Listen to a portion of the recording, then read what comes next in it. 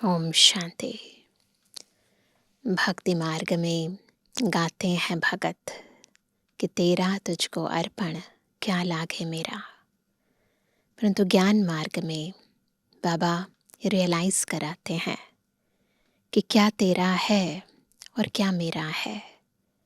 और जब इस तेरे और मेरे के बीच जो भेद है वो आत्मा को स्पष्ट हो जाता है, तो आत्मा परमात्मा से सच्चा सौदा करती है। तन मन धन समय श्वास संकल्प जो पुराना है, जो पराया है, वो शिव बाबा को अर्पित कर देती है और कखपन देकर बाबा से बेहद की बादशाही ले लेती है। तो आज बाबा सौदागर बनकर आए हैं और इसीलिए हमें भी बाबा के साथ ये सच्चा सौदा करना है, जिस सौदा करने के बाद आत्मा सर्व प्राप्तियों से संपन्न हो जाएगी, संपूर्ण पवित्र हो जाएगी। सुनते हैं प्यारे बाबा के मधुर महावाक्य। आज है 31 जुलाई 2026। बाबा के मधुर महावाक्य हैं मीठे बच्चे। शिव बाबा को यह भी लालसा नहीं कि बच्चे बड़े होंगे तो हमारी सेवा करेंगे। वह कभी बूढ़ा होता नहीं, बाप ही है निष्काम सेवाधारी। प्रश्न है, भोलानाथ शिव बाबा हम सब बच्चों का बहुत बड़ा ग्राहक है, कैसे? उत्तर है, बाबा कहते, मैं इतना भोला ग्राहक हूँ जो तुम्हारी सब पुरानी चीज़ें खरीद कर लेता और उसके रिटर्न में सब नई नई चीज़ें देता हूँ। तुम कहते हो बाबा यह तन मन धन सब आपका है, तो उसकी एवज में तुम्हें ब्यूटीफुल तन मिल जाता, अपार धन मिल जाता, तो करेंगे ना बाबा के साथ ये सच्चा सौदा। आज का गीत है भोलेनाथ से निराला कोई और नहीं। भोलेनाथ से निराला, गौरीनाथ से निराला कोई और नहीं। ओ भोलेनाथ से निराला, गौरीनाथ से निराला कोई और नहीं। ऐसा बिगड़ी बनाने वाला कोई और नहीं। भोलेनाथ से निराला, गौरीनाथ से निराला कोई और नहीं। ओ भोलेनाथ से निराला, गौरीनाथ से निराला कोई और नहीं। उनका डमरू डम डम बोले, अगमन गम के भेद खोले। उनका डमरू डम डम बोले, अगमन गम के भेद खोले। ऐसा भक्तों का रखवाला कोई और नहीं। भोलेनाथ से निराला, गौरीनाथ से निराला कोई और नहीं। ओ भोलेनाथ से निराला, गौरीनाथ से निराला कोई और नहीं। ओम शांति। यह भक्ति मार्ग में गीत गाते हैं, जो भी गीत हैं सब भक्ति मार्ग के हैं। उनका भी अर्थ बाप समझाते हैं, बच्चे भी समझ जाते हैं कि भोलानाथ किसको कहा जाता है। देवताओं को भोलानाथ नहीं कहेंगे। गाया हुआ है, सुदामा ने 2 मुट्ठी अन्न की दी तो महल मिल गए। तो भी कितने समय के लिए? 21 जन्म के लिए। अब बच्चे समझते हैं कि बाप आकर के भारतवासियों को बरोबर हीरे जवाहरों के महल देते हैं। किसकी एवज में देते हैं? बच्चे कहते हैं, बाबा यह तन मन धन सब आपका है, आपका ही दिया हुआ है। किसको बच्चा पैदा हुआ तो कहते हैं भगवान ने दिया। धन के लिए भी कहते हैं भगवान ने दिया। कहने वाले कौन है? आत्मा। मतलब आत्मा अंदर से समझती है कि ये मेरा नहीं है, ईश्वर द्वारा दिया गया है। भगवान अर्थात बाप ने दिया। बाप कहते हैं सब कुछ तुमको अब देना होगा। उसकी एवज में हम तुमको बहुत ब्यूटीफुल तन ट्रांसफ़र कर देंगे, अपार धन देंगे। लेकिन किसको देंगे? ज़रूर बच्चों को ही देंगे। लौकिक बाप से अल्पकाल के लिए धन मिला है। बेहद का बाप हमको बेहद का वर्षा देंगे। बाप समझाते हैं ज्ञान और भक्ति में रात दिन का फ़र्क है। भक्ति में अल्पकाल के लिए मिलता है। धन है तो सुख है।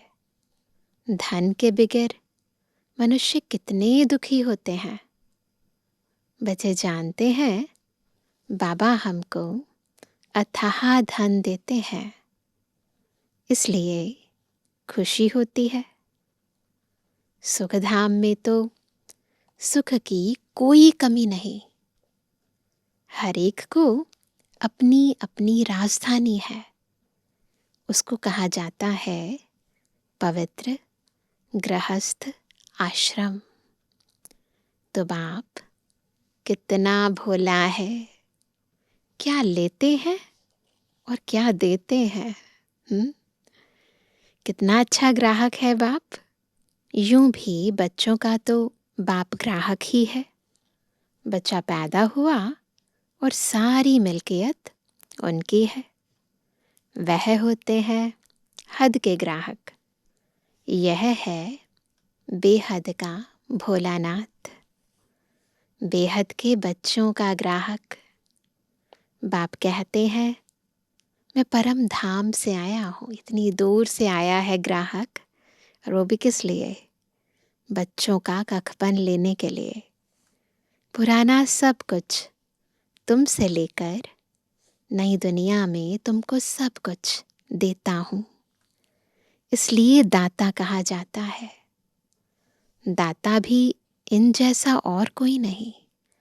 चारों युगों में बुद्धि को घुमाओ, ऐसा दाता कोई नहीं मिलेगा। निष्काम सेवा करते हैं। सतयुग से लेकर कलयुग तक कोई भी किसी को कुछ देते हैं तो उसके एवज में उसे ज़रूर कुछ ना कुछ मिलता है। एक बाबा है निष्काम सेवाधारी। बाप कहते हैं मैं निष्कामी हूँ, मेरे को कोई भी लालसा नहीं। ऐसे तो नहीं कहता हूँ कि बच्चों का काम है बूढ़े बाप की संभाल करना, क्योंकि हमने तुम्हारी संभाल की है। नहीं, ये कायदा होता है बाप बूढ़ा हो तो बच्चे उनकी संभाल करें। ये इस दुनिया का कायदा है। यह बाप तो कभी बूढ़ा होता नहीं, सदैव जवान है। आत्मा कभी बूढ़ी नहीं होती। यह तो जानते हो लौकिक बाप बच्चों में उम्मीद रखते हैं कि हम बूढ़ा होगा तो बच्चे हमारी सेवा करेंगे। भल सब कुछ बच्चों को देते हैं, फिर भी सेवा तो होती है। यह शिव बाबा कहते हैं मैं हूँ ही अभोक्ता। मैं कभी खाता ही नहीं हूँ। मैं आता ही हूँ सिर्फ बच्चों को नॉलेज देने। सुप्रीम रूहों को बैठ समझाते हैं। रूह ही सुनती है, हर एक बात रूह करती है, संस्कार भी रूह ले जाती है, जिसके आधार पर शरीर मिलता है।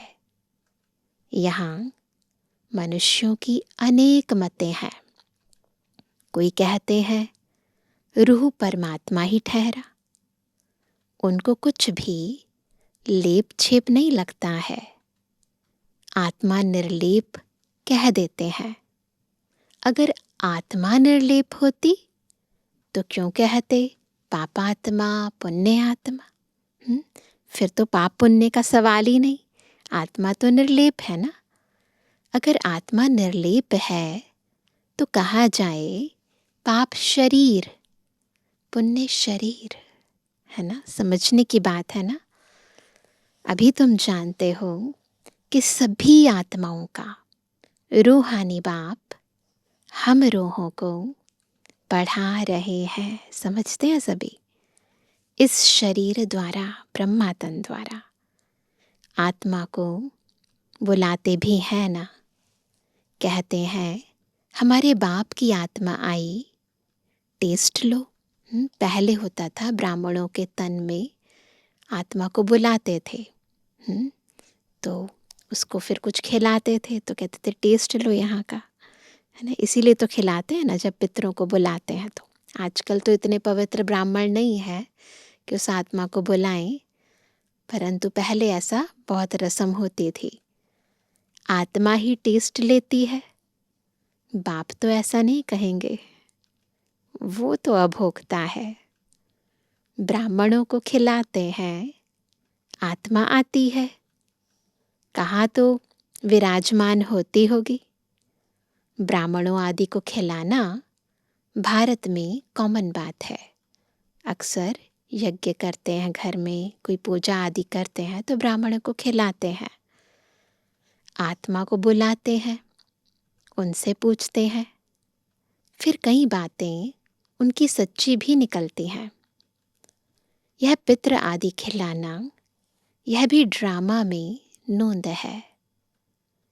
इसमें कोई वंडर नहीं खाना चाहिए। बाप नटशेल में ड्रामा के राज को बताते हैं। डिटेल तो इतनी ड्रामा की समझानी दे नहीं सकते।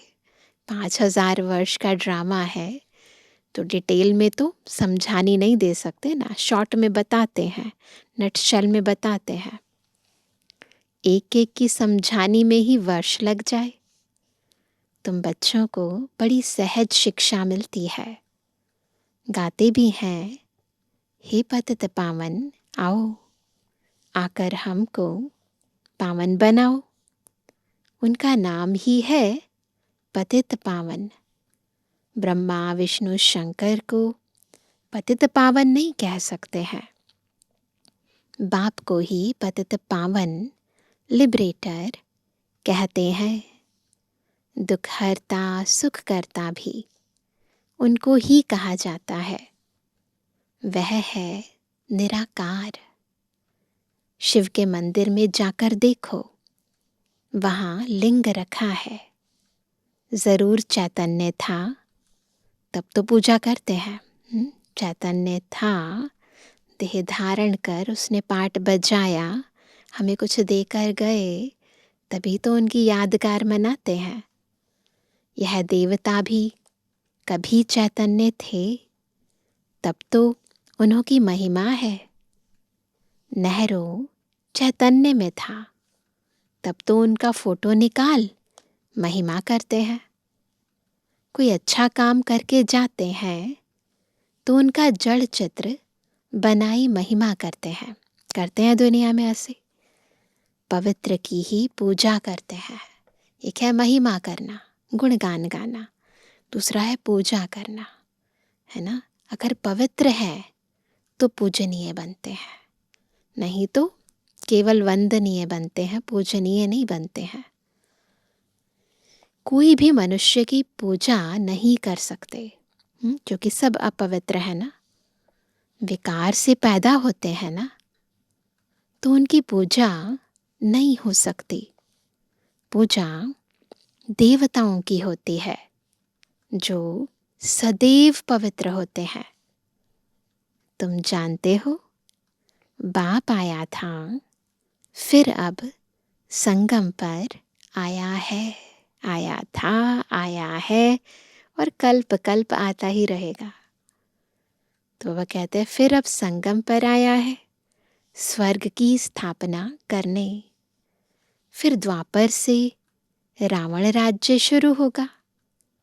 रावण राज्य शुरू होने से झट शिव का मंदिर बनाते हैं। क्योंकि रावण राज्य हो गया ना, दुखी हो गए तो सुखदाता को बुलाएंगे। अभी तो चैतन्य में नॉलेज सुना रहे हैं, वही जिसका जड़ चित्र बनाया वो अब चैतन्य में हमें नॉलेज सुना रहे हैं। वह सत्य है, चैतन्य है, उनकी ही महिमा गाते हैं। निराकार को शरीर तो चाहिए ना, तो बाप ही आकर विश्व को हेवन बनाते हैं। उस हेवन में राज्य करने के लिए तुम पुरुषार्थ कर रहे हो। स्वर्गवासी तुम बन रहे हो। निराकार परमपिता परमात्मा ज्ञान का सागर है, परंतु सुनाए कैसे? आत्मा है ना ज्ञान का सागर, परंतु सुनाने के लिए तो देह चाहिए ना। कहते हैं मैं इस शरीर में आया हूँ, मेरा ड्रामा में यह पार्ट है। मैं प्रकृति का आधार लेता हूँ। ये शरीर पंच तत्वों से निर्मित है ना, तो प्रकृति का आधार लेता हूँ। यह जो पहले नंबर का है, इनके ही बहुत जन्मों के अंत में मैं आकर प्रवेश करता हूँ और इनका नाम ब्रह्मा रखता हूँ। पहले यह सब भट्ठी में थे तो बहुतों को नाम दिए थे, परंतु बहुतों ने फिर छोड़ दिया। इसलिए नाम रखने से क्या फायदा? तुम वह नाम देखो तो वंडर खाओ। दादियों के कितने अच्छे अच्छे नाम, मनोहर इंदिरा दादी, प्रकाशमणि दादी। तो बाबा कहते हैं ना, ये सारे नाम बाबा ने रखे ना। संदेश पुत्री लेकर आई सबके नाम, एक ही साथ सब इकट्ठे, कितने रमणीक नाम आए। संदेशी नाम ले आती थी, वह लिस्ट भी जरूर रखनी चाहिए। सन्यासी भी जब सन्यास करते हैं तो उनका भी नाम बदल जाता है। घर बार छोड़ देते हैं, एक नई आइडेंटिटी मिल जाती है। तुम छोड़ते नहीं हो, तुम ब्रह्मा के आकर बनते हो। शिव के तो हो ही, तुम कहते ही हो बाप दादा। सन्यासियों का ऐसे नहीं होता है। भल नाम बदलते हैं, परंतु बाप दादा नहीं मिलता है ना। वो तो फैमिली छोड़ कर आते हैं ना। हमारी तो कहाँ हद की फैमिली और कहाँ बेहद की फैमिली मिल जाती है। उनको सिर्फ गुरु मिलता है। हठ योगी हद के सन्यासी और राजयोगी बेहद के सन्यासी में रात दिन का फर्क है। गाया भी जाता है ज्ञान, भक्ति और वैराग्य। उनको भी वैराग्य है, परंतु उनका है घर बार से वैराग्य। तुमको सारी दुनिया से वैराग्य है। उनको पता ही नहीं कि सृष्टि बदलती है। उनको तो नहीं पता ना। ये तुम्हारा है बेहद का वैराग्य, क्योंकि हमें ये ज्ञान हो गया है कि परिवर्तन का समय है। इसलिए वो चीज़ जो बदलनी है, वो जो पुरानी दुनिया है, उसको पहले से ही हम बुद्धि से त्याग देते हैं। तो बाबा कहते हैं तुम्हारा है बेहद का वैराग्य, यह सृष्टि खलास होनी है। तुम्हारे लिए नई दुनिया बन रही है, वहाँ जाना है, परंतु पावन होने बगैर तो वहाँ जा नहीं सकते। दिल में जचता है बरोबर नई दुनिया में देवी देवताओं का राज्य था, जो बाप अब स्थापन करते हैं। ये बात लॉजिकल है ना, फिट होती है बुद्धि में। तो बाबा कहते हैं, तुम जानते हो शिव बाबा को याद करने से हम पुण्य आत्मा बन जाएंगे। है बड़ा सहज, परंतु याद भूल जाती है तो इजी, पता भी है इसको करने से ऐसे मिलेगा, फिर भी याद भूल जाती है। भक्ति मार्ग की रस्म रिवाज बिल्कुल ही अलग है। वापस अपने घर तो कोई जा नहीं सकता, पुनर्जन्म सबको जरूर लेना है। घर जाने का समय एक ही है। कितनी भी भक्ति कर लो, कुछ भी कर लो, व्रत नेम जप तप, लेकिन नीचे गिरना ही है। आत्मा ऊपर जा नहीं सकती है जब तक बाबा ना आए। तो घर जाने का समय एक ही है। फलाना मोक्ष को प्राप्त हुआ, यह तो गपोड़ा है, कोई मोक्ष को प्राप्त नहीं होता। बाप कहते हैं, कोई भी आत्मा बीच से वापस नहीं जा सकती, नहीं तो सारा खेल बिगड़ जाए। हर एक को सतो रजो तमो में जरूर आना है। मोक्ष के लिए तो बहुत आते हैं, समझाया जाता है मोक्ष होता नहीं। आत्मा तो एक्टर है ना, तो उसे पार्ट बजाने तो आना ही पड़ेगा। यह तो अनादि बना बनाया ड्रामा है, वह कभी बदली नहीं हो सकता। मक्खी यहाँ से पास हुई, फिर 5000 वर्ष बाद ऐसे ही पास होगी। यह तो जानते हैं बाबा कितना भोला है। पतित पावन बाप अपने परम धाम से आते हैं पाठ बजाने, वही समझाते हैं यह ड्रामा कैसे बना हुआ है, इसमें मुख्य कौन कौन है। जैसे कहते हैं ना कि सबसे साहूकार कौन है इस दुनिया में, निकालते हैं ना, जैसे गिनीज बुक्स ऑफ रिकॉर्ड की बुक निकालते हैं कि सबसे ज़्यादा कौन अमीर है, सबसे ज़्यादा किसने खेल में रन बनाए, ऐसे बेस्ट की एक किताब बनाते हैं। तो बाबा कहते हैं कि जैसे कहते हैं ना कि सबसे साहूकार कौन है इस दुनिया में, उसमें नंबरवार नाम निकालते हैं। तुम जानते हो सबसे साहूकार कौन है? वह कहेंगे अमेरिका, कंट्रीज वाइज, परंतु तुम जानते हो स्वर्ग में सबसे साहूकार यह लक्ष्मी नारायण बनते हैं। तुम पुरुषार्थ करते हो भविष्य के लिए, सबसे बड़ा साहूकार बनने के लिए। यह रेस है, कर रहे हैं सब रेस सबसे बड़ा साहूकार बनने के लिए। इन लक्ष्मी नारायण जैसा साहूकार कोई होगा? अल्लाह अवलदीन की भी स्टोरी बनाते हैं। ठगा करने से कुबेर का खजाना निकल गया। वो अलादीन का चिराग दिखाते हैं ना, तो जिन्न प्रकट हो जाता है, तो जो मांगते हैं ढेर सारा धन मिल जाता है।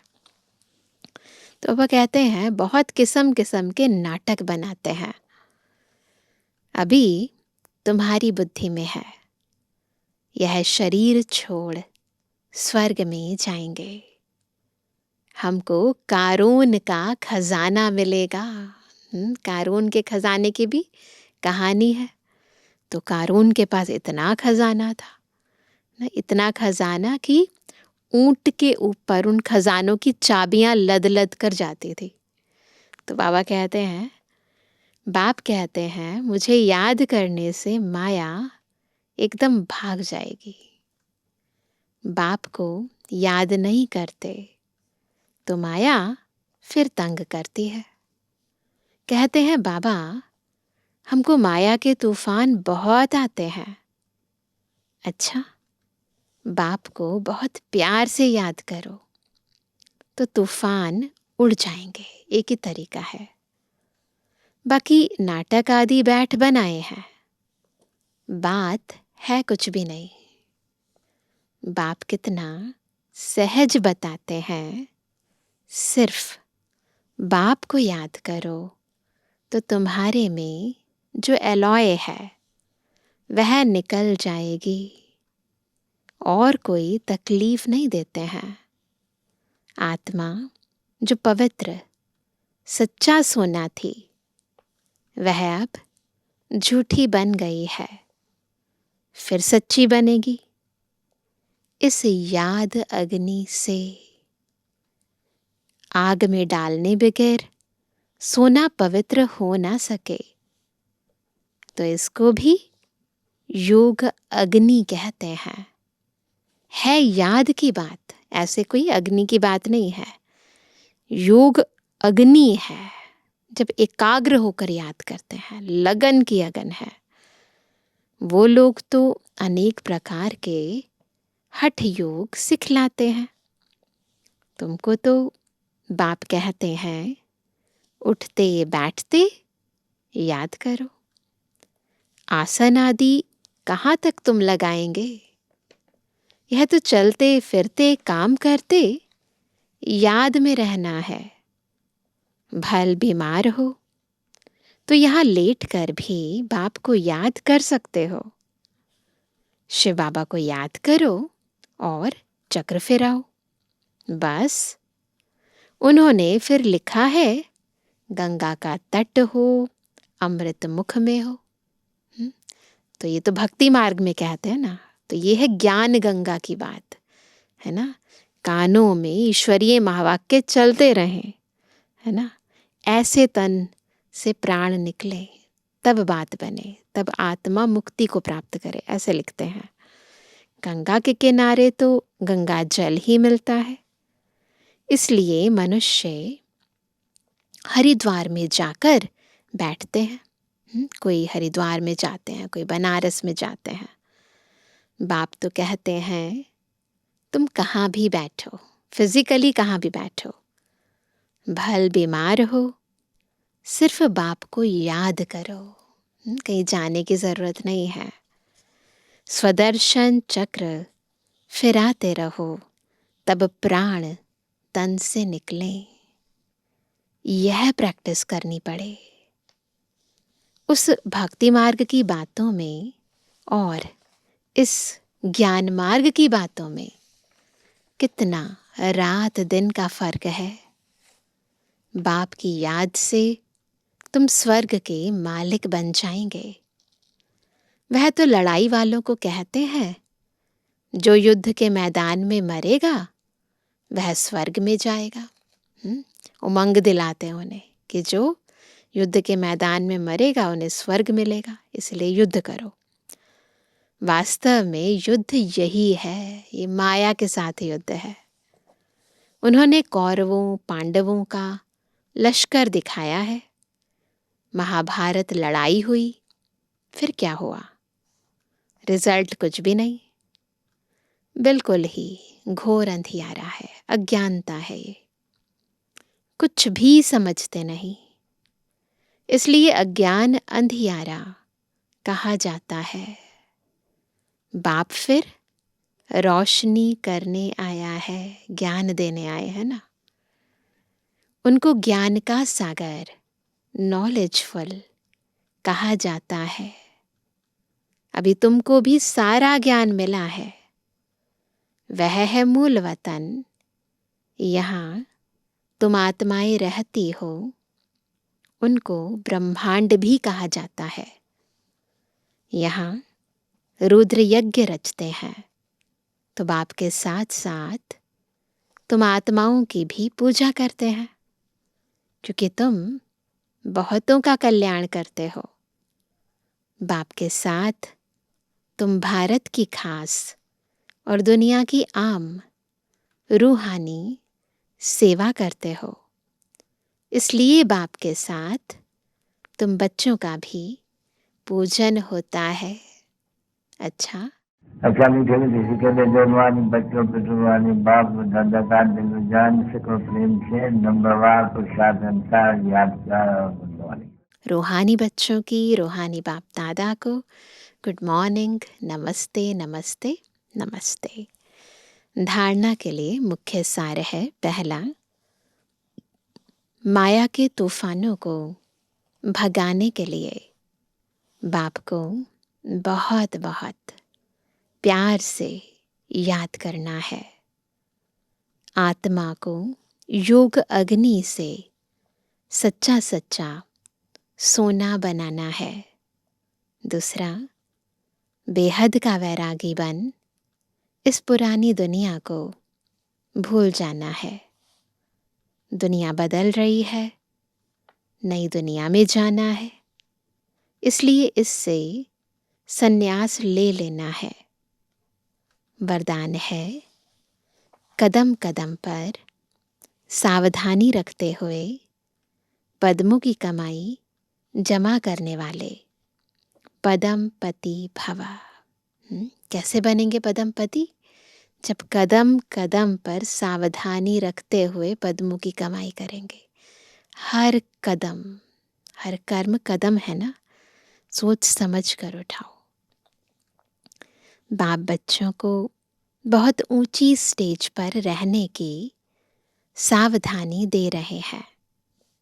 इसलिए अभी जरा भी गफलत करने का समय नहीं है।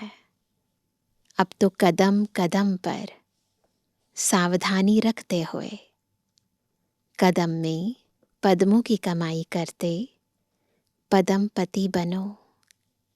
जिसे नाम है पद्मा पदम भाग्यशाली, ऐसे कर्म भी हों। एक कदम भी पदम की कमाई के बगैर ना जाए तो बहुत सोच समझकर श्रीमत प्रमाण हर कदम उठाओ। श्रीमत में मन मत मिक्स नहीं करो। अभी गफलत करने का समय नहीं है ना। स्लोगन है, मन को ऑर्डर प्रमाण चलाओ तो मनमना भव की स्थिति स्वतः रहेगी। आज का व्यक्त इशारा, ज्वाला स्वरूप स्थिति में रहे शक्तिशाली याद का अनुभव करो। याद को शक्तिशाली बनाने के लिए विस्तार में जाते सार की स्थिति का अभ्यास कम ना हो। विस्तार में सार भूल ना जाए। खाओ पियो सेवा करो, लेकिन न्यारेपन को नहीं भूलो। साधना अर्थात शक्तिशाली याद, निरंतर बाप के साथ दिल का संबंध। साधना इसको नहीं कहते कि सिर्फ योग में बैठ गए, लेकिन जैसे शरीर से बैठते हो वैसे दिल, मन, बुद्धि, दिल, मन, बुद्धि एक बाप की तरफ, बाप के साथ साथ बैठ जाए। ऐसी एकाग्रता ही ज्वाला को प्रज्वलित करेगी। जरा भी मन बुद्धि इधर उधर ना जाए, एकदम एकाग्र, तब ज्वाला स्वरूप याद होगी, जिससे आत्मा के विकर्म विनाश होंगे। अच्छा, ओम शांति।